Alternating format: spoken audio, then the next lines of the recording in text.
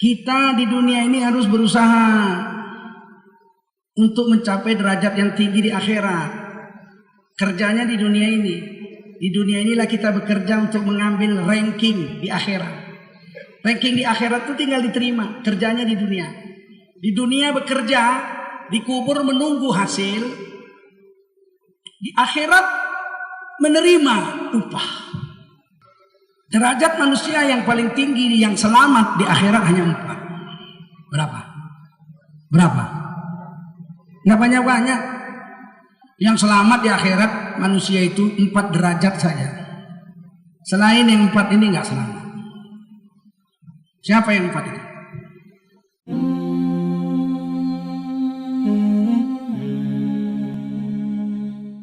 Assalamualaikum warahmatullahi wabarakatuh. Hamdan wa syukran lillah, wa salatan wa salaman ala rasulillah wa ala alihi wa sahbihi wa mawalah. Allahumma salli wa sallim ala hadan nabiyil karim sayyidina wa habibina wa maulana Muhammadin wa ala alihi wa sahbihi ajma'in. Amma ba'du, qala Allah ta'ala fi kitabihil karim, a'udzu billahi minasy syaithanir rajim. Bismillahirrahmanirrahim. Ya ayyuhalladzina amanu taqullaha wa qulu qawlan sadida yuslih lakum a'malakum wa yaghfir lakum dhunubakum wa man yuti'illaha wa rasulahu faqad faza fawzan 'azima. Qala Rasulullah sallallahu alaihi wasallam, man kharaja min baitihi fi talabil ilmi fahuwa fi sabilillahi hatta yarji. Baginda Rasul bersabda, siapa keluar dari rumahnya untuk mendapatkan ilmu, maka orang itu adalah orang yang berjihad fi sabilillah sampai dia kembali ke rumahnya. Mudah-mudahan kita semua mendapatkan pahala jihad dari Allah SWT. Amin. Sadaqallahul azim wa sadaqa rasuluhun nabiyul karim wa nahnu ala dhalika minasy syahidin wasyakirin walhamdulillahi rabbil alamin. Jemaah pengajian Darul Tauhid yang dimuliakan Allah SWT, Masjid Istiqlal Jakarta, wajiblah kita bersyukur pada Allah SWT. Salawat salam kita sampaikan untuk baginda Rasulullah sallallahu alaihi wasallam, Rasul akhir zaman yang tidak ada lagi nabi setelahnya. Rasul yang telah memberikan contoh teladan untuk kita ikuti dalam peri kehidupan kita sampai kita mati. Rasul yang telah meletakkan pemikiran yang benar atas memahami kehendak Allah Subhanahu wa taala untuk diamal sampai akhir hayat kita. Salawat salam kita sampaikan untuk baginda Rasulullah sallallahu alaihi wasallam. Saudara-saudaraku yang dimuliakan Allah Subhanahu wa taala, hidup tidak lama. Hidup di dunia ini hanya sekedar seperti umur Nabi saja. Nabi bilang begitu, umur umatku seperti umurku, antara 60-70 tahun. Ma baina sittin wa sab'in. 60-70 tahun. Kalau ada yang lebih daripada 70 tahun, sudah tidak efektif lagi untuk beramal soleh. Sebelum umur 60 inilah kekuatan yang masih memungkinkan kita maksimal untuk bisa mengabdikan diri kita kepada Allah Subhanahu wa taala. Allah Subhanahu wa taala jadikan manusia semuanya, kita ini orang beriman, khalifah Allah. Kita semua orang beriman ini khalifah Allah. Wa huwallazi ja'alakum khalaifal ardh. Dialah Allah yang telah menjadikan kamu orang-orang beriman khalifah di atas dunia ini. Semuanya kamu. Wa rafa'a ba'dakum fawqa ba'din darajat. Sebagian kamu ditinggikan derajatnya, sebagian kamu direndahkan derajatnya. Kita sama-sama khalifah tapi derajat tidak sama. Untuk apa Allah buat derajat berbeda-beda? Liyabluwakum fima atakum, agar Allah menguji kamu siapa di antara kamu yang paling baik amalnya, dengan didatangkan Allah derajat-derajat itu. Di dunia ini ada yang jadi nabi. Ada 124.000 nabi-nabi dan rasul. Ada yang jadi rasul 313 dari 124.000 nabi-nabi diangkat jadi rasul. Bedanya nabi menerima wahyu untuk dirinya dan keluarganya saja. Kalau dia dakwahkan hanya keluarganya saja, dia disebut nabi. Kalau dia dapat wahyu, dia dakwahkan kepada diri, keluarga dan komunitasnya, suku bangsanya, dia diangkat jadi rasul. 313 rasul, 25 rasul pilihan, rasul Mustafa, rasul pilihan. Akan beda derajatnya itu.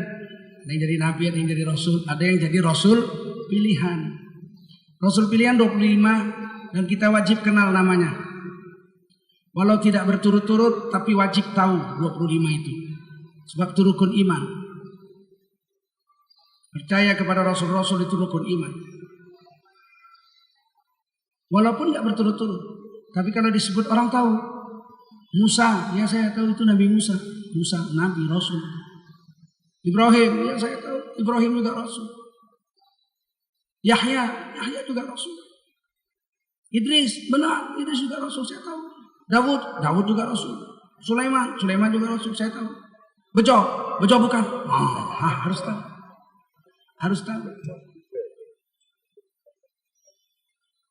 5 dari 25 itu disebut Rasul Ulul Azmi. Rasul yang paling menderita, mengorbankan seluruh harta, darah, air mata, waktu, perhatian, tenaga, semuanya digunakan hanya untuk agama. Mati-matian siang dan malam, menderita untuk umat dan agama ini disebut Rasul Ulul Azmi. Ada 5. Pertama Nabi Nuh alaihissalam. Nabi Nuh alaihissalam dakwah ditulis di Quran lailan wan nahara, malam dan siang. Umur 480 tahun diangkat jadi rasul. Dalam Qasasul Anbiya, Imam Ibnu Katsir menuliskan hadis Nabi Nuh diangkat jadi rasul umur 480 tahun. Dakwah lailan wan nahara, siang dan malam. Sampai umur 900 tahun. Berapa tahun tuh? Berarti 420 tahun. Ya. 120 tahun dakwah siang malam, cuman dapat 80 orang murid. Berarti kan 5 tahun sekali dapat 1. 5 tahun dakwah siang malam dapat 1. Kalau saya mungkin berhenti jadi nabi. Kiai sekarang kalau dakwah 5 tahun cuma dapat murid 1, mungkin berhenti jadi kiai. Tapi Nabi Nuh nggak berhenti jadi nabi, terus aja jadi, nggak diupah lagi. In ajriya illa 'ala Allah Rabbal alamin. Upahku hanya Allah bayar. Kayak manusia enggak usah bayar. Bayangin. 5 tahun dapat 1, 5 tahun dapat 1. 80 tahun cuman umatnya. 80 orang umatnya. Badai topan datang tahun umur 900. Kemudian Nabi Nuh masih hidup sampai 50 tahun lagi. 950 tahun. Anak bungsunya yang dicintai Kan'an kafir. Istrinya yang mendampinginya seumur hidup kafir, malah menghalangi dakwah. Istri kalau menghalangi kita melakukan agama, ajaran agama, maka agama tidak akan tumbuh di komunitas rumah tangga kita.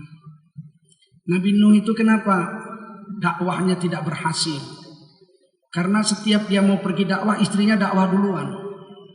Begitu Nabi Nuh ganti baju bagus, istrinya udah tahu ini mau dakwah nih. Istrinya duluan pakai baju bagus, berangkat lewat pintu belakang.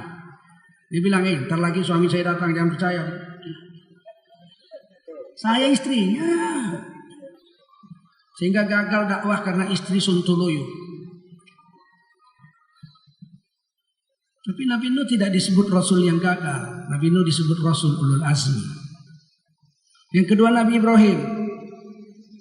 Dakwah, Masya Allah. Seluruh bangsa yang bisa dijumpai.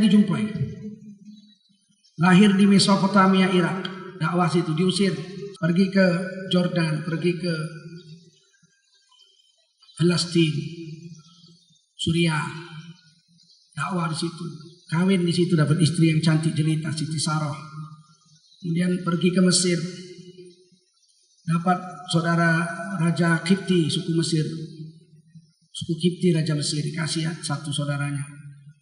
Akhirnya atas permintaan istri Nabi Ibrahim disuruh menikahi perempuan itu. Perempuan yang berkulit hitam, manis. Suku Kipti namanya Hajar. Kalau cantik, 1000 kalilah cantik Sarah. Kata Nabi Muhammad SAW ketika ditanya siapakah wanita tercantik sedunia, Nabi kita menjawab Siti Hawa, istri Nabi Adam itu wanita tercantik sedunia. Bagaimana cantiknya? Kulitnya merah jambu. Cantiknya sepertiga kecantikan perempuan seluruh dunia dijadikan satu untuk Siti Hawa sendiri. Itu kalau kita ketemu pingsan itu kita. Itu istri Nabi Adam diciptakan di sorga. Siapa cantik lagi setelah Siti Hawa? Nabi mengatakan Siti Sarah. Cantiknya sepertiga kecantikan perempuan sedunia dijadikan satu untuk Sarah sendiri. Sama dengan Hawa cantiknya. Sehingga Raja Mesir sampai pingsan gitu. Istilahnya jantungnya itu nggak tahan dia melihat Siti Sarah sampai diterkam sama dia. Allah jadikan dia patung, setiap dia mau menerkam dijadikan patung. Nggak tahan dia lihat Siti Sarah cantiknya bukan main. Tinggal sepertiga lagi. Nah itu perempuan-perempuan sedunia bagi semua. Sepertiga kecantikan wanita dikeroyok 3 miliar perempuan lebih. Bagi-bagilah situ. Jadi nggak usah terlalu bangga kalau cantik lah. Tapi Nabi Ibrahim gagal mengislamkan pamannya yang membesarkannya, Azar. Di Quran disebut bapaknya Abuhu Azar. Tapi dalam bahasa Arab, abu bukan mesti bapak kandung. Abu bisa saja bapak, saudara, paman. Kayak orang Jawa kan bilang Pak D, Pak Le, bapak juga, bapak Cile. Tapi bukan berarti bapak kandung. Azar bukan bapak kandung Nabi Ibrahim. Bapak kandung Nabi Ibrahim namanya Tarikh. Atau kadang dibaca Tarah. Ibrahim bin Tarikh, bukan Ibrahim bin Azar. Meskipun di Quran dibilang Azar itu bapaknya, jadi bapak itu bapak yang membesarkan dia. Sama dengan Abu Thalib. Abu Thalib itu disebut bapaknya Nabi Muhammad. Makanya kalau Nabi Muhammad bilang Abi wa Abu finnar, bapakku dan bapakmu di neraka, itu bukan bapak kandung Nabi. Karena bapak kandung orang Arab menyebutnya bukan Abu, tapi Walid. Apa? Walid. Maka ketika kita doa, ya Allah ampunkan dosa kedua ibu bapakku, Rabbi firli wali daya, walid itu bapak kandung ibu. Ya. Jangan salah. Meskipun bapak pakciknya yang membesarkannya tidak masuk Islam, Nabi Ibrahim disebut Rasulullah Azmi. Nabi Musa, bapak yang membesarkan beliau dari baby, Fir'aun laknatullah alaihi, malah ngaku Tuhan. Nabi Musa nggak disebut Rasul yang gagal. Nabi Musa disebut Rasulullah Azmi. Nabi Isa alaihissalam lahir sudah dakwah. Wah ini manusia unik. Baru lahir sudah dakwah. Nabi Isa itu lahir tanpa bapak. Ditiupkan Allah ruh ke rahim Siti Maryam. Jadi idza arada syai'an ayyakula lahu kun fayakun. Jadi begitu hamil orang Israel protes, demo. Lahir anaknya di Bait Al-Lahm. Bait Al-Lahm. Lahm bahasa Arabnya daging, tapi bahasa Ibraninya lahm artinya roti. Bait Al-Lahm, pabrik roti, rumah tempat buat roti. Siti Maryam melahirkan di Bait Al-Lahm. Orang Inggris membacanya Bethlehem. Orang Batak membacanya Bethlehem. Di mana Yesus lahir? Di Bethlehem. Bait Al-Lahm. Begitu lahir, Bani Israel demo, orang Yahudi. Hei Maryam, kamu ini orang baik-baik. Pak lekmu yang memelihara kamu Nabi Zakaria. Ibumu wanita soleha, bapakmu imam besar Masjidil Aqsa, Imron. Sepupumu Nabi Yahya, buyutmu Nabi Harun. Bagaimana kamu bisa berzina begini? Ayo ngaku, anak siapa ini? Zina sama siapa? Ayo ngaku. Anak zina sama siapa ini? Ayo ngaku. Begitulah kira-kira demonya orang Israel sama Siti Maryam alaihissalam. Siti Maryam menunjuk anaknya. Yen kowe arep ngerti jawabane, takonono anak iki. Tapi nggak ngomong, tunjuk aja. Siapa bapaknya? Siapa bapaknya? Karena Siti Maryam sudah janji, ya Allah kalau aku hamil karena perintahmu aku siap. Tapi aku tidak akan mau ngomong. Inni nazartu lirrahmani sauma. Aku akan menahan diri, nggak mau ngomong. Kalau siapa yang nanya anak siapa, berzina sama siapa, Allah yang jawab. Aku nggak mau jawab. Begitu perempuan ini, masya Allah. Anak ini jawab. Inni Abdullah. Sesungguhnya aku hamba Allah, bukan anak zina. Ataniyal kitab, Allah beri aku sebuah kitab yaitu Injil. Wa ja'alani nabiyya, Allah angkat aku menjadi seorang nabi. Wa ja'alani mubarakan aina ma kunt, Allah jadikan aku kemanapun aku datang tempat itu jadi barokah. Manapun aku datang tempat yang ku datangi jadi barokah sampai kiamat. Inni Abdullah, sesungguhnya aku hamba Allah, bukan Tuhan, bukan anak Tuhan, bukan anak zina. Fa'budullaha rabbi wa rabbakum, sembahlah Allah Tuhanku dan Tuhanmu. Baru lahir udah dakwah. Fa'budullaha rabbi wa rabbakum, sembahlah Allah Tuhanku dan Tuhan kamu. Satu-satunya anak yang tidak punya bapak, lahir dari rahim wanita, hanya anak Siti Maryam ini, Nabi Isa alaihissalam. Jadi jangan percaya kalau sekarang ada anak perempuan tiba-tiba hamil. Kamu kok hamil? Saya pengikut Nabi Isa. Bukan, itu pengikut Isabella.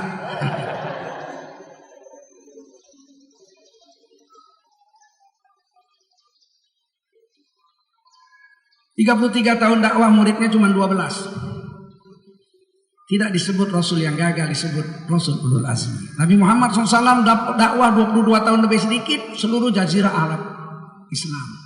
Tapi pamannya Abu Thalib, Abu Lahab, kafir, tidak berhasil diislamkan. Nabi Muhammad tidak disebut Rasul yang gagal, tapi Rasul ulul azmi, Sayyidul Anbiya'i wal Mursalin. Tugas kita pertama ini sekarang adalah sebagai kaum muslimin, tugas kita sama dengan tugas nabi-nabi, yakni mengamalkan agama dan menyampaikannya kepada semua manusia. Semua Anda pendakwah, dai. Kalau mengajar harus ulama. Syarat rukun sholat, bagaimana cara membagi warisan, itu harus ulama, harus alim. Tapi kalau dakwah, mengajak orang, ad-da'i orangnya tidak perlu alim-alim, bener lah. Balighwani walau ayat, satu ayat udah dapat dari Nabi, sudah boleh dakwah. Satu ayat dakwah sudah boleh. Sebab dakwah bukan mengajar, dakwah mengajak. Ngajak kan nggak perlu alim-alim amat. Pak, apa? Assalamualaikum, salam. 10 menit lagi waktu zuhur, Pak. Ayo ke masjid, sholat berjemaah. Saya bawa. Nah, itu dakwah. 10 menit lagi azan zuhur, Pak. Ayo ke masjid dengan saya, sholat zuhur berjemaah. Itu dakwah. Yang didakwah mana dalil hadisnya sholat berjemaah? Nggak tahulah, aku tukang jeruk, apa tukang cendol. Jangan tanya-tanya hadis. Kalau mau tanya hadis, ayo ke masjid. Di sana imamnya tamatan Al-Azhar, orang alim. Nanti saya ajak bapak ke masjid mau sholat zuhur. Habis sholat zuhur tanya dalilnya sholat berjemaah sama imam itu. Jangan sama saya. Kalau sama saya tanya berapa harga jeruk sekilo, itu saya jawab. Soheh jawabannya. Hari ini kita nggak bisa bedakan antara dai dengan ulama. Kalau kita nggak dakwahkan agama ini akan hancur lebur. Makin hari makin rusak, makin hari makin rusak. Mendakwah ini bisa mendakwah orang untuk ibadah. Ayo sholat yuk. Nah, bisa mendakwah orang untuk taklim. Di Istiqlal ada pengajian Darut Tauhid. Ayo kamu ngaji sama saya, pergi sana. Nah, itu mendakwah orang untuk menghadiri pengajian. Mendakwah orang untuk ikut taklim. Jadi dakwah tuh banyak. Bisa didakwah orang untuk ibadah. Yuk besok hari Senin kita puasa. Dakwah orang untuk puasa, untuk ibadah. Ayo besok kita pengajian di Istiqlal. Mendakwah orang untuk taklim. Saya nggak ada sepeda motor, naik sepeda motor saya gratis. Pokoknya kamu mau ngaji, maka semua pahala pengajian yang diterima oleh si orang itu diberikan kepada kita semuanya 100% tanpa mengurangi pahalanya. Kita kemari ngaji dapat pahala 2. Satu pahala ngaji kita, satu pahala kawan yang kita ajak. Enak dakwah itu. Mendakwakan orang untuk taklim. Mendakwakan orang untuk khidmat. Ini kita perlu dakwah, ini perlu dana. Kita mau ngirim dai ke Jogja. Di sana ada satu desa murtad. Perlu ngirim dai ke sana.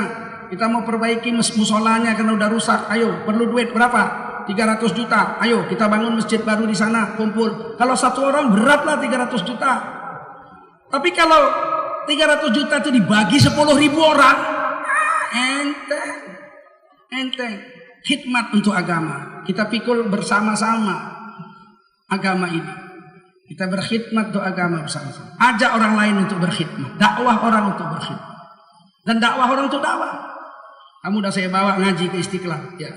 Sudah saya ajak setahun, ya. Sekarang kamu sudah punya sepeda motor, ya. Sekarang kamu bawa orang lain pakai sepeda motormu. Saya bawa orang lain pakai sepeda motor. Jadi mendakwah orang untuk dakwah. Baru agama ini hidup. Ini hari kita nggak peduli kalau untuk agama, kalau untuk dunia mau tiap hari ngajak, nggak bosan-bosan lagi. Kawan kita kantor satu kamar kerja. Jam 12. Besok gitu gih. Nggak muak-muak. 10 tahun satu ke kantor tiap hari. Kalau ngajak makan mau aja. Kenapa nggak Zuhur? Yuk Zuhur. Saya mau makan siang. Habis makan siang, habis Zuhur kita makan siang sama-sama. Ayo sholat Zuhur dulu. Besok lagi yuk sholat Zuhur. Besok sholat Zuhur. Mau makan saya? Iya besok Zuhur makan. Saya juga mau makan. Kenapa enggak kita bawa orang kepada agama? Ayo makan. Yuk makan. Kenapa enggak yuk sholat? Yuk sholat. 3 tahun ya sholat. Sampai dia marah. Kamu ini aku muak sama kamu. Tiap hari kamu sholat. Sampai kapan kamu mengajak saya? Muak saya tahu. Ya Allah. Kalau perkara muak, aku lebih muak lagi. Ngajak kau. Udah 3 tahun kau kuajak sholat tak pernah mau. Padahal KTP-mu Islam. Ya Allah. Muak anakku lah dari kau. Tapi ya aku tetap ajak karena Allah suruh, Rasul suruh, saya akan ajak kamu. Sampai kapan? Sampai kau mati atau aku mati baru berhenti. Kalau aku udah mati pun masih bisa ngajak, ku ajak juga kau walaupun aku sudah mati. Saking pentingnya dakwah ini. Saking pentingnya dakwah.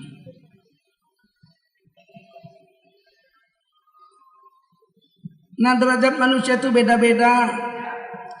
Yang paling tinggi derajat nabi-nabi.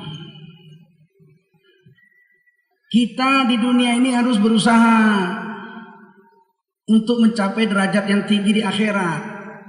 Kerjanya di dunia ini. Di dunia inilah kita bekerja untuk mengambil ranking di akhirat. Ranking di akhirat itu tinggal diterima. Kerjanya di dunia. Di dunia bekerja, dikubur menunggu hasil. Di akhirat menerima upah. Jadi di dunia ini harus kerja. Dikubur nggak bisa kerja lagi, tinggal nunggu aja, nunggu hasil. Akhirat tinggal terima hasil. Derajat manusia yang paling tinggi yang selamat di akhirat hanya 4. Berapa? Nggak banyak-banyak. Yang selamat di akhirat manusia itu 4 derajat saja. Selain yang 4 ini nggak selamat. Siapa yang 4 itu?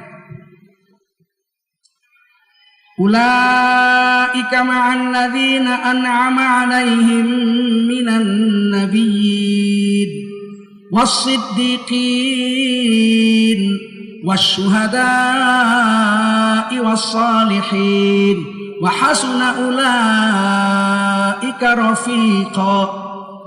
Mereka akan bersama-sama di hari kiamat bersama orang-orang yang telah beri kami telah beri nikmat atas mereka, yaitu golongan nabi-nabi. Ini yang paling tinggi, golongan nabi-nabi. Surganya namanya Firdaus. Tapi bukan di Firdaus, bukan nabi saja. Bukan nabi saja di Firdaus. Ada orang-orang mukmin yang soleh-soleh masuk ke Firdaus. Yarisun al-Firdaus hum fiha khalidun. Mereka mewarisi surga Firdaus dan kekal di dalamnya selama-lamanya. Kita jadi nabi nggak mungkin. Tidak lagi nabi setelah Nabi Muhammad. Betul. Khatamun Nabiyyin, penutup nabi-nabi Nabi Muhammad. Kalau ada orang ngaku Nabi setelah Nabi Muhammad, dipastikan Nabi palsu. Pasti, tidak diragukan lagi. Palsu 100 karat. Palsu berkarat. Di India sudah ada, dulu sudah ada, zaman Sayyidina Abu Bakar sudah ada. Musailamah al-Kadzdzab ngaku Nabi, mati hina. Kira-kira 200 tahun yang lalu di India, Mirza Ghulam Ahmad ngaku Nabi, matinya hina. Ya Allah, menurut kabar matinya sedang buang air besar, WC-nya patah. Di India kan WC pakai jamban, pakai papan, lapuk patah, matinya kecemplung tai. Nabi mati mandi tai. Wallahu a'lam. Tapi saya tak lihat, saya dengar kabar dari orang-orang soleh. Tapi saya percaya itu. Ngapain ulama bohong? Ada gunanya ulama. Di Indonesia banyak nabi, lumayan. Ada perempuan Lia Eden namanya. Udah ditangkap polisi, masuk penjara 2,5 tahun. Turunnya di Depok. Tahu Depok? Tetangga kita Depok. Masuk penjara 2,5 tahun, nggak tobat, masih ngaku Nabi, malah ngaku naik pangkat lagi, malaikat Jibril. Saya kepingin lihat malaikat Jibril gantengnya kayak mana. Saya lihat, ya Allah, innalillahi wa inna ilaihi raji'un. Jibril begitu. Gantengan saya dari Jibril. rusak. Lahir lagi Nabi lagi turun di Depok juga, Ahmad Musodik. Tangkap polisi. Apa pekerjaanmu? Pelatih badminton. Aduh, pelatih badminton jadi Nabi. Masuk penjara 2,5 tahun. Nggak tobat, ngaku lagi jadi Nabi, Gafatar. Bentuk Gafatar jadi Nabi, katanya saya keturunan Nabi Ibrahim dari istri ketiga, Kontura, itu kan orang Jawa Timur tuh, Kon. Masuk penjara juga 2,5 tahun, nggak tobat, turun di Depok juga. Jadi Depok itu kota nabi-nabi itu, nabi palsu. Ada lagi di Bandung pula turun jadi nabi, namanya Cecep. Aduh, ditulis saja pakai bahasa Arab nggak bisa tuh Cecep. Udah jadi nabi juga, Bandung. Masuk penjara 2,5 tahun, masya Allah. Memang polisi terhebat sedunia itu polisi Republik Indonesia. Kenapa? Bisa nangkap 3 nabi.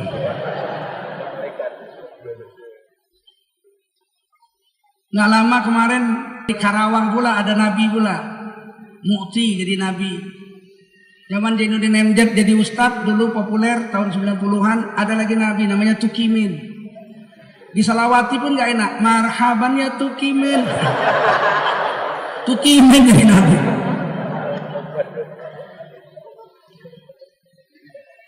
Kita nggak bisa jadi nabi, tapi kita bisa bersama nabi-nabi. Kita bisa bersama dengan nabi. Siapa yang bersama nabi-nabi? 1. Dalam hadis Muslim Rasulullah bersabda, Al-mahiru bil Quran ma'asafaratil kiramil bararah. Siapa yang mahir baca Quran akan bersama-sama dengan nabi-nabi dan rasul-rasul di surga Firdaus.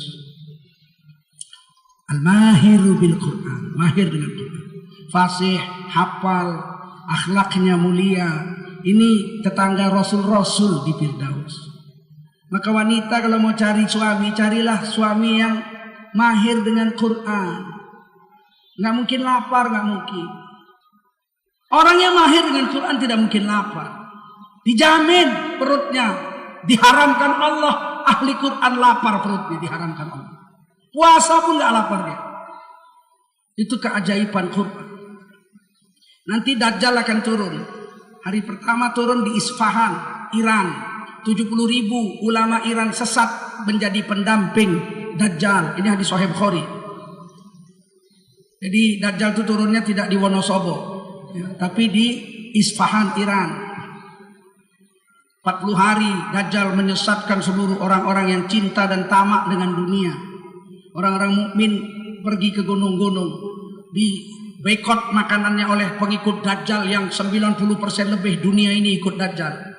Orang-orang beriman tidak dapat makanan, tidak dapat minuman. Minum dan makan mereka zikir saja. Subhanallah, walhamdulillah, wa la ilaha illallah, wallahu akbar. Allah beri kenyang, Allah beri tidak haus. Apalagi dia baca Quran, subhanallah.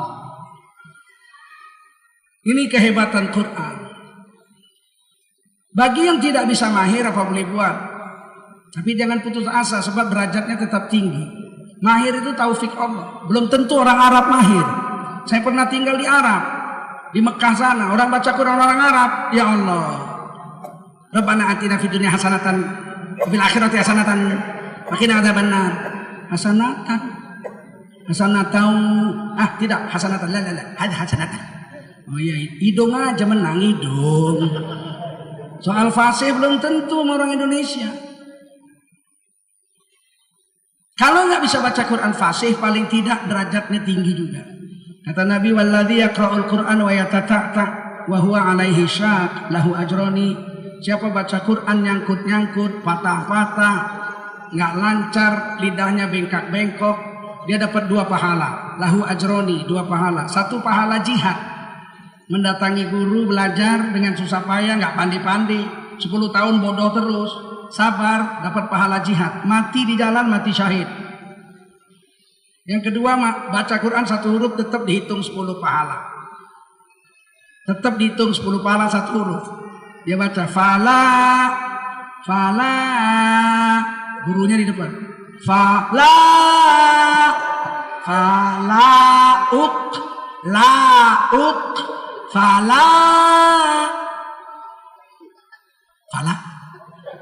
Gurunya pingsan. Kumat darah tingginya masuk rumah sakit. Anak muridnya nggak berdosa, dapat pahala 2. Masya Allah. Tapi orang nggak sabar hari ini baca Quran, nggak sabar. Susah lah, orang namanya bukan bahasa kita kok. Susah. Terus belajar. Mati bersama nabi-nabi. Yang kedua, ana wa kafilul yatim hakada. Kata Nabi, aku dengan orang yang ngurus anak yatim begini. Nabi renggangkan jarinya, aku dengan orang yang mengurusi anak yatim begini. Tetangga di surga dengan Rasulullah, orang yang mengurus anak yatim. Biar 1 orang kita uruslah anak yatim, biar 1 orang. Syukur-syukur bisa urus banyak. Nggak bisa minimal kita udah kerja punya gaji, minimal 1 orang anak yatim kita urusin. Sebab apa? Itu tiket kita untuk menjadi tetangga Rasulullah di surga. Masuk surga banyak, ada 7 tingkatan surga, 8 surga. 8 surga. Kita mau yang Firdaus, tentu ada tiketnya. Tiketnya apa? Urusan anak yatim. Kalau ngurus anak yatim begini dengan Rasul di surga. Ini baru ngurus anaknya, bagaimana ngurus mamanya?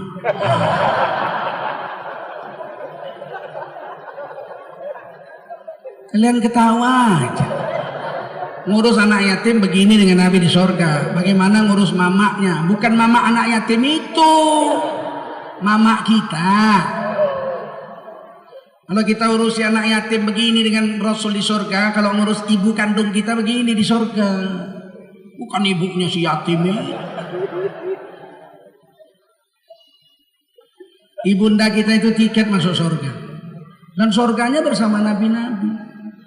Bapak kita itu tiket masuk surga. Surganya bersama nabi-nabi. Ridha Allah tergantung pada ridha orang tua. Nah, ini kesempatan. Kalau kita punya uang, ibu bapak lah dulu disenangkan. Begitu bekerja, rajin puasa Senin Kemis, agar jangan nikah dulu. Paling tidak khidmat ibu bapak kita dulu. Belum punya rumah, dia bikinkan rumah. Belum pergi umroh, dia antarkan umroh. Jangan baru kerja masih percobaan aja udah nikah, terus kawin, terus diambil istrinya semua duitnya. Bapak ibunya cuma dapat surat aja. Ayah, dalam hening sepi ku rindu untuk menuai padi milik kita, tapi kerinduan tinggal hanya kerinduan. Anakmu sekarang banyak menanggung beban, menanggung beban. Gue anak nggak menanggung beban, baru kau nikah, baru kau kerja udah nikah, motor kredit, rumah kredit, mobil kredit, kulkas kredit, istri kredit. Datang istri nggak mau tahu pula, pokoknya kamu suami saya. Mana gaji? Setiap tanggal 1 semua suami gajian ditunggu depan pintu gini. Jangan pura-pura lupa. Amplop. Dibuka robek gitu, dihitung pakai ludahnya. Kurang 2 lembar. Stroke lah lakinya ini. Perempuan, hak kamu ada. Tapi hak ibu mertuamu ada juga. Ibu bapak mertuamu ada juga. Kalau suamimu mati, kamu dapat hak 1/8 harta warisan suamimu. Kalau punya anak. Tapi ibu mertuamu itu punya hak 1/6 dari harta suamimu. Artinya lebih besarlah hak mertua daripada hak istri. Begitu. Kita ini sadar, dikit sadar. Ini laki-laki ini kadang-kadang kumisnya begini. Tapi kalau udah dibentak istri, diam. Langsung. Kita nggak boleh takut sama istri. Istri itu bukan bos kita. Dia diciptakan Allah dari tulang rusuk yang sebelah kiri, mindila. Artinya dia pendamping kita. Tempat berbagi cerita, tempat berbagi beban, tempat berbagi bahagia. Hunna libasul lakum wa antum libasul lahun. Kamu itu perempuan pakaian istrimu, kami laki-laki ini pakaian kamu. Sama-sama pakaian itu kan harusnya sama-sama bagus lah, sama-sama enak. Ini kalau mau enaknya dia semua, gimana orang tua kita laki-laki? Paham? Beritahu istrimu. Nah, apa sayang kek apa kok, pokoknya panggil yang. Kamu jangan main cerahat. Kamu ambil semua, mamaku dapat apa? Harus dibagi. Ya kita aja masih kurang. Lah dulu bapak saya kurang juga, ibu saya kurang juga. Sekarang kita kurang untuk mereka kan nggak apa-apa. Supaya dapat tiket nggak susah. Yang ketiga, anta ma'aman ahbabta yaumal qiyamah, kata Nabi. Kamu akan bersama dengan orang yang kau cintai di hari kiamat. Kalau yang kita cintai itu Rasulullah. Siang malam kita rindu sama Nabi. Mulut kita tidak berhenti berselawat. Seluruh tubuh kita ini wujud sunnah Rasul. Kita akan bersama dengan Rasul di hari kiamat. Jadi Nabi nggak bisa, bersama Nabi bisa. Maka jangan coba-coba menghina sunnah Nabi. Dengan sengaja menghina sunnah Nabi, padahal yang dihinanya itu sunnah dan dia tahu itu sunnah, dia murtad dari Islam. Kalau tahu Nabi itu berjenggot dan sunnah Nabi adalah jenggot sunnah Nabi, dia tidak berjenggot, belum tentu berdosa. Tapi kalau menghina jenggot dan dia tahu itu sunnah, bukan berdosa, dia murtad dari Islam. Batal imannya. Kalau dia lihat jenggot, saya tahu itu sunnah Nabi, tapi saya tidak berjenggot, belum tentu berdosa. Tapi kalau ini memang sunnah Nabi ini jenggot, tapi aku kalau lihat jenggot ingat aku sama kambing. Kambing kau, kambing. Asal orang berjenggot kambing, asal orang berjenggot kambing. Padahal dia tahu sunnah, dia murtad dari Islam, bukan karena menghina saya berjenggot, tapi karena menghina sunnah Rasulullah SAW. Kadang-kadang sedih, kita berjenggot dibilang kambing, berjenggot bilang kambing. Untunglah orang-orang soleh nggak membalas. Kalau membalas apa susahnya? Tidak berkumis tapi berjenggot kambing, ya kita pun bisa balas. Tidak berjenggot tapi berkumis kucing. Apa kayak balas? Tidak berjenggot, tidak berkumis anjing. Bisa kita balas, tapi kita nggak mau balas. Allah yang balas. Sunnah Nabi itu kecil lagi kita amalkan, efeknya besar. Ini pakaian sunnah Nabi. Dari khair, ini yang terbaik dari 3 pakaian laki-laki yang ada di Quran. Surah Al-A'raf ayat 26. Pakaian laki-laki itu 3. Yuwari sawatikum, sekedar tutup aurat, celana jojon. Pakai celana jojon, tutup pusar sampai dengkul, sholat Jumat sudah sah, nggak usah pakai baju. Sah nggak? Sah, cuman kan kebangetan banget. Sempat satu Istiqlal nggak ada yang pakai baju semua. Khotibnya juga cuman celana jojon juga. Memang sah, tapi kan agama bukan sekedar sah. Ada kehormatan, ada adab-adab di dalamnya. Yang kedua warisya, paket eksekutif. Kalau orang Melayu pakai teluk belanga, kalau orang Jawa pakai belangkon, pakai sarung, kalau orang Barat pakai jas, itu pakaian eksekutif, risya. Yang ketiga walibasut taqwa, pakaian takwa. Dzalika khair, yang ini yang paling bagus. Kalau saya pakaian begini kira-kira ada yang ragu saya orang Islam. Saya pakaian begini nih ya, coba serban jenggot, ya kan? Terus saya keliling dari Australia sampai Kanada. Setiap orang jumpa saya, orang yakin nggak saya orang Islam? Ada yang ragu? Ah, jangan-jangan ini pelbegu ada? Nggak, pasti yakin. Nah, itu pakaian terbaik. Dan pakaian terbaik ini ternyata melindungi kita untuk berbuat jahat. Itulah kekuatan sunnah. Kalau saya ganggu perempuan pakai baju begini,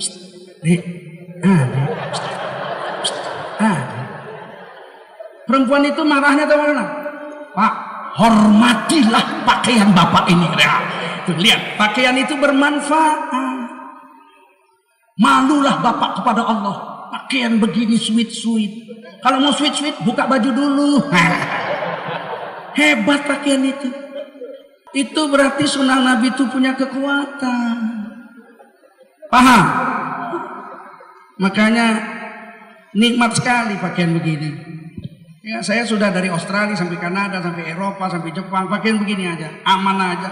Di Cina saya tahun 2005 keliling seluruh Cina. Setiap orang Cina jumpa saya, beli makanan gratis. Ini itu gratis. Orang seneng aja lihat saya. Hanya pecama beladnya.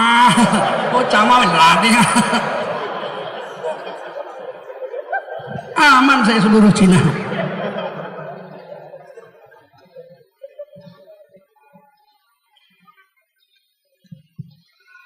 Kita bisa bersama Nabi kalau kita cinta pada Nabi. Siang malam kerinduan kita pada Nabi.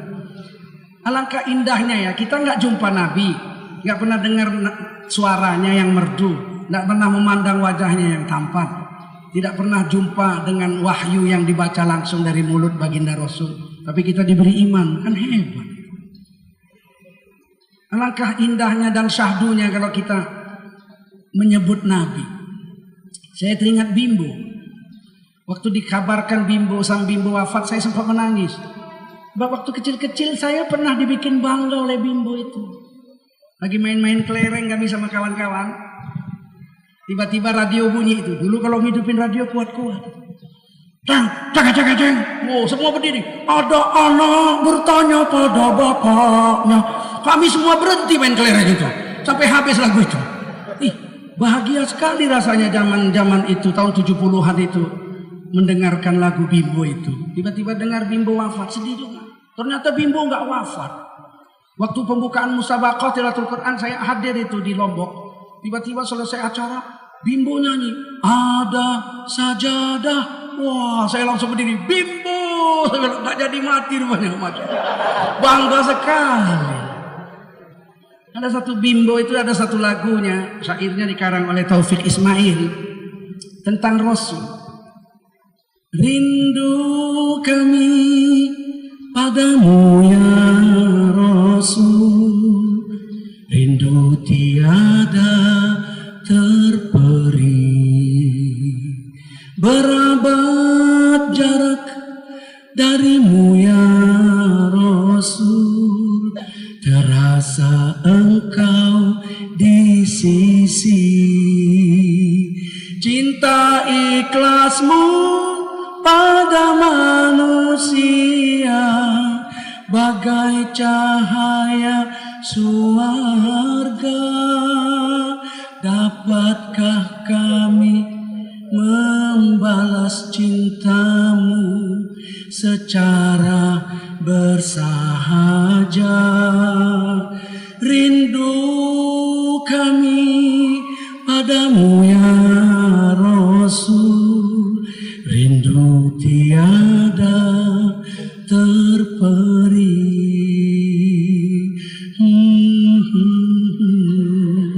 Aduh, rasanya kalau adalah Rasul sekarang di sini, kepingin rasanya memeluk dan mencium kakinya, Mas. Cinta pada Rasul tidak main-main. Anda bukan dapat surga, tapi Anda dapat surga bersama dengan Rasulullah SAW. Yang kedua, wasiddiqin, orang-orang siddiq, orang-orang jujur. Orang-orang jujur ini satu tingkat di bawah Nabi. Sebab untuk jadi jujur perlu waktu puluhan tahun. Dari kecil kita jujur sampai kita tua terbawa terus sampai distempel oleh Allah Siddiq, orang yang jujur.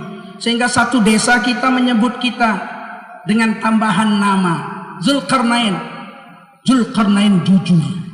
Si Zulkarnain yang jujur, si Bejo yang jujur, Aminah yang jujur. Masya Allah, jujur itu diberi Allah belakangan melalui lisan sahabat-sahabat kita. Abu Bakar As-Siddiq, Abu Bakar yang jujur, Masya Allah. Kalau datang orang ke desa kita, Pak, saya mau ketemu Pak Udin. Di sini ada 5 Udin. Udin itu kawan saya sekolah dulu, dia terkenal lugu dan jujur. Oh, kalau Udin yang jujur cuma satu, sana yang jualan kambing. Yang lain gak jujur semua. Masya Allah, jujur itu, Siddiq itu pangkatnya 1 derajat saja di bawah Nabi. Nggak gampang jadi orang jujur. Di bawahnya syuhada, orang mati syahid. Orang mati syahid itu sebentar.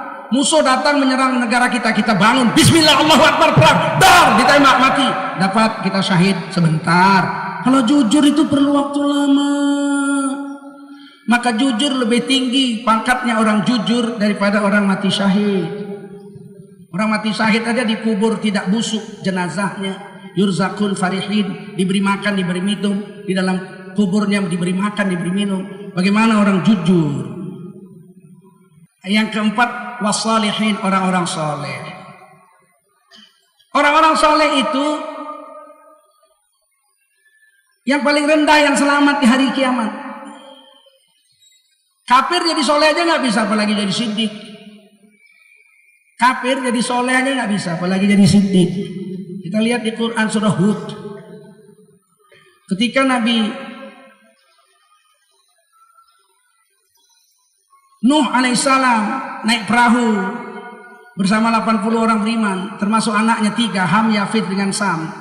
Tapi istri dengan Kan'an tidak. Istrinya, anaknya Kan'an, anak bungsu tercinta, bergabung dengan kelompok kafir. Ketika itu ombak setinggi gunung, fi maujin kal jibal, ombak setinggi gunung. Nabi Nuh naik perahu dari kayu. Panjangnya 150 meter, bertingkat 3. Tingkat bawah untuk binatang besar-besar. Gajah, beruang, segala macam. Tingkat kedua manusia 80 orang. Tingkat ketiga burung-burung. Ketika itu Nabi Nuh lihat anaknya fi ma'zil, di atas sebuah bukit kecil, terpencil di atas air, lagi menuju berusaha mau naik gunung yang tinggi. Dipanggil Nabi Nuh anaknya dengan rasa cinta. Ya bunayya arkam ma'ana. Oh anakku sayang, buah hatiku, belahan nyawaku, belahan jiwa, intan manjaku, anak bungsuku yang paling kucintai. Ger anak bungsuku yang paling tak sayangi. Ndang mreneo. Sini bersama kami naik perahu. Wala takum ma'al kafirin. Jangan gabung dengan kelompok sana. Apa kata anaknya? Qala sa'awi ila jabali yaqsimuni minal ma'. Oh bapak, aku lebih yakin gunung bisa menyelamatkan aku dari perahu bapak. Perahu bapak itu kecil. Ombak setinggi gunung. Kalau perahu bapak ketimpa ombak kan tenggelam, mati semua kita. Kalau perahu bapak nabrak gunung, pecah, mati semua kita. Aku lebih yakin naik gunung, biar aku naik gunung bersama orang-orang pembesar-pembesar negeri ini. Yang sama bapak kan kuli-kuli, budak-budak, orang miskin-miskin. Saya mau sana aja, banyak dana, banyak semua sana, ada semua. Artis-artis di sana semua. Kami ini budak-budak ini pengikut bapak. Wakana minal mughraqin, ditenggelamkan Allah. Secara akal betul itu. Anak Nabi Nuh itu secara akal betul. Kalau naik perahu nabrak gunung kan pecah, mati. Kalau naik perahu ketimpa ombak setinggi gunung, tenggelam kan mati. Kalau naik gunung nggak mungkin mati, karena gunung tidak pernah sejarahnya tenggelam. Paling-palinglah gunung meletus. Di Medan ada syair Melayu yang terkenal tentang gunung. Kalau meletus gunung Sibayak sayang, alamat Medan menjadi abu. Dayungku putus, layarku koyak, kemana arah sayang hendak ku tuju. Kalau meletus gunung Sibayak, mana ada kalau tenggelam gunung Sibayak. Dia orang gilanya kau ini. Mana adalah gunung tenggelam mas? itu menurut akalnya naik gunung selamat, tapi ternyata menurut Allah, menurut Nabi, jangan naik gunung, naik perahu. Tenggelam, habis. Selesai topan. Selamat orang beriman. Tapi anak Nabi Nuh yang paling dicintai justru mati. Ada perjanjian sebelum badai terjadi, bahwa keluarga Nabi Nuh akan diselamatkan Allah. Tiba-tiba setelah badai, ternyata anak kecintaannya mati. Nabi Nuh doa, ya Rabbi, inna bani min ahli. Aduh, sedih betul ya. Wahai Tuhanku, sesungguhnya anakku itu kan keluargaku. Anakku kan keluargaku. Kanaan itu kan anakku. Dia kan keluargaku. Kenapa mati? Padahal janjinya kalau terjadi badai, anakku nggak mati. Kenapa bisa mati ya Allah? Dijawab sama Allah SWT. Ya Nuh, qala ya Nuh, Allah berfirman, wahai Nuh, innahu laisa min ahlik. Innahu laisa min ahlik. Sesungguhnya anakmu itu bukan anakmu. Nih, wa nada Nuhu rabbahu faqala rabbi inna bani min ahli. Maka mengangkat tanganlah berdoa Nabi Nuh dengan merintih. Ya Rabbi, Tuhanku, sesungguhnya anakku kan, antu kan keluargaku, kok mati anak itu. Wa inna wa'dakal haq, sedangkan janjimu benar, keluargaku tidak akan dimatikan. Wa anta ahkamul hakimin, kamu adalah hakim yang paling bijak. Tidak ada lebih hebat hakim daripada engkau ya Allah kebijaksanaannya. Qala, dijawab Allah, ya Nuh, hei Nabi Nuh, innahu laisa min ahlik. Anakmu bukan anakmu. Anakmu bukan keluargamu. Innahu amalun ghairu salih. Anakmu beramal tapi nggak soleh. Beramal tapi nggak soleh. Mati-matian naik gunung menyelamatkan nyawa. Beramal tapi tak soleh. Soleh adalah beramal menurut maunya Allah dan Rasul. Kalau ada perempuan mau nyebrang jalan raya ramai, anak gadis cantik jelita mau nyebrang, sudah setengah jam nggak berani saking ramainya, berkeringat. Tiba-tiba kita lewat, lihat anak gadis, kita tanya, adik mau kemana? Oh abang, saya mau nyebrang tapi takut. Apakah adik mau abang tolong? Mari bersama kita menyeberang. Mau? Kita pegang tangannya, cek, ayo kita nyebrang. Selamat sampai sana, kita telah menolongnya. Perbuatan kita baik, mungkin baik, tapi tidak soleh. Kenapa? Karena perempuan itu bukan istri kita, bukan mahram kita. Kok kita pegang tangannya? Ya tapi kan menyelamatkan, mau nyebrang, kan bisa pakai sapu tangan. Ya kan? Kan bisa. Kau pegang sebelah sana, aku pegang sebelah sini. Kan bisa. Kenapa harus kita pegang tangan? Kita disuruh beramal soleh, bukan berbuat asal-asalan. Soleh adalah menurut aturan Allah dan Rasulnya.